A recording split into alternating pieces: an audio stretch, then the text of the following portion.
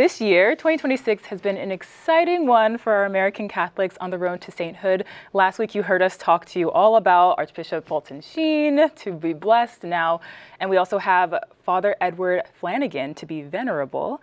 And today, our guest, Father Tony Stevens, is going to talk about Adele Brice, the young woman who the Virgin Mary appeared to in Wisconsin in 1859. Excuse me. Welcome to the show, Father Tony. How are you? Good morning. How are you all doing? Doing well. Doing great here Thank you. in the living room. Yeah. Thank you for being here with us. And we know Great. that Our Lady of the Shrine, Our Lady of Champion Shrine in Wisconsin is a site of the only approved Marian apparition in the United States. And the new servant of God, Adele Brice, died almost 130 years ago. Why was her cause open now and not sooner? Yes. Well, we were very excited when Bishop David Ricken of the Diocese of Green Bay opened the cause. And you know, the apparition itself was a really well-kept secret here in Northeast Wisconsin. You know, just the Belgian immigrants who were here were always believed that Our Lady had appeared to Adele and that Adele herself was a very holy woman.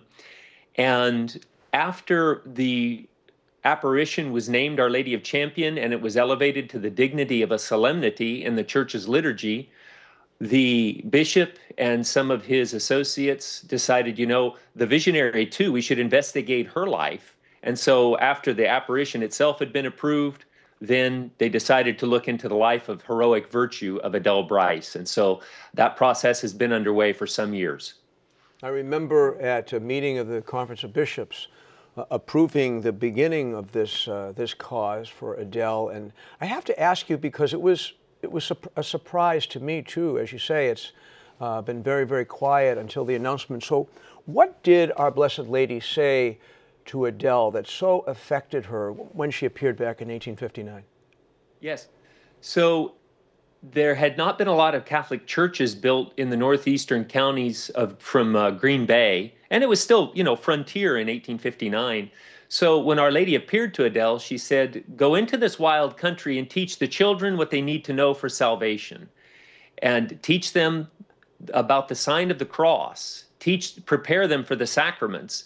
And so the practice of the faith had really diminished for a lot of those immigrants because there was not the availability of priests. And so when Our Lady appeared, there was this emphasis on evangelization of your fellow Belgian immigrants in the area, and catechize them, because the faith was really falling off.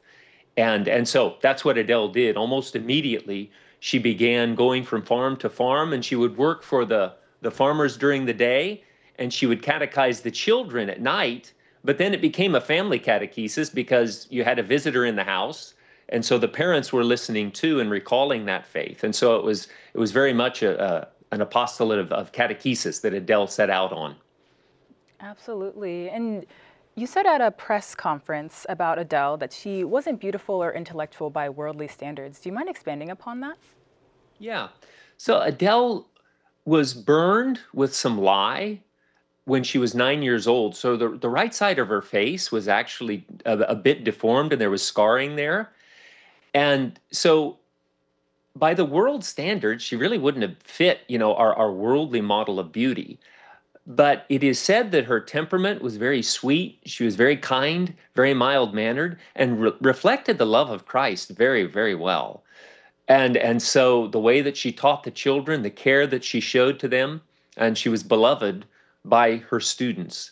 And so, yeah, she wasn't the prettiest flower in the garden by worldly standards, but she was certainly reflected that love of God. I like to call her a sunflower because she was obedient and she was hardy, and as you know, sunflowers, they as the sun goes across the sky, they actually follow the sun across the sky, and that was very much Adele's. Her whole temperament was she was obedient to Our Lady's message and the will of God.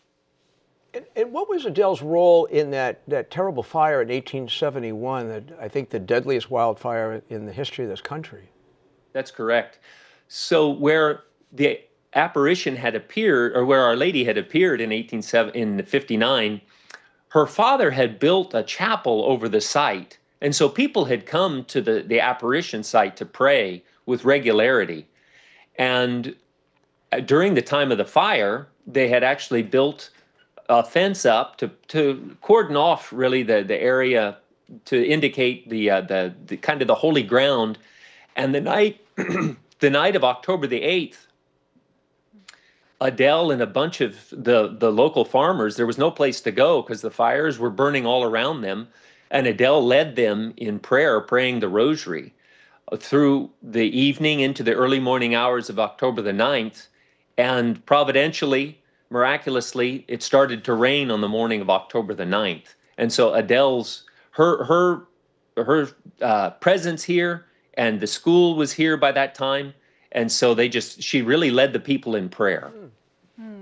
Amazing. And would love to hear, and we know in a press conference from January 30th, Green Bay Bishop David Ricken said that there is a long road ahead until Adele can be declared a saint. What are the next steps?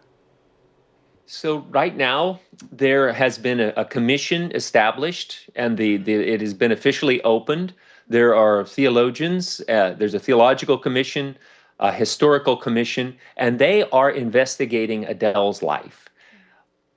Adele did not read or write, so any of her writings, in quotes, that we have would have been taken down by her associates. And so a lot of that would have been some correspondence as she wrote to families of the children, and some of her interactions with the local bishops at the time. So they've got to go through any of her writings, any other stories that we accumulate, because there is a strong local history of people whose relatives remember Adele. And so they've got to make sure that, this was truly a woman of virtue. And that is one of the neat things about living in this area. I've been here a year and a half, and some of the local farmers, and a lot of them have relatives who actually went to school and knew Adele personally. And so those stories are very rich in the memories of the local people. And so they've got to go through all of that. And then we also have on our website, favors granted, graces received. And we've received actually quite a few emails from people. And some of those might include miracles, possibly, but we've got to go through all of that. And that's what we're looking for is, are there instances where maybe Adele interceded from heaven? And so the church just wants to take her time and go through all of that to make sure that this is really the work of God and through the servant of God, Adele Brice, through her prayers. I know there have been many graces received already, and if people experience a certain grace or even a miracle, they should just go to championshrine.org. Is that correct? And AdeleBrice.org as well. We have two places, yes. Well, Father Tony Stevens, great to meet you. I can't wait to come to the Shrine of Our Lady of Champion. This is my excuse now. You're welcome anytime. All right. Very good. Well, on behalf of all of us, we appreciate your time and helping us to learn about the cause of Adele Brice. And God bless you. Have a great Holy Week and Easter. You as well. Thank you.